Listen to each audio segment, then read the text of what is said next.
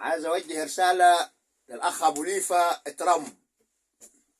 شوف، مهما تلف وتدور مصر فيها اسود وفيها رئيس زعيم عارف كل حاجة، عارفين مخططاتك يا ابو ليفا وايه اللي ما يدور في دماغك.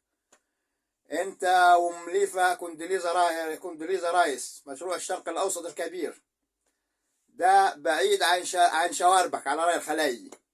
انسى الفيلم ده. طول ما مصر فيها اسودي جميع مخططاتكم فاشله، ومصر في رباط اليوم الدين، وعمركم ما هتقدروا على مصر يا شوية كلاب.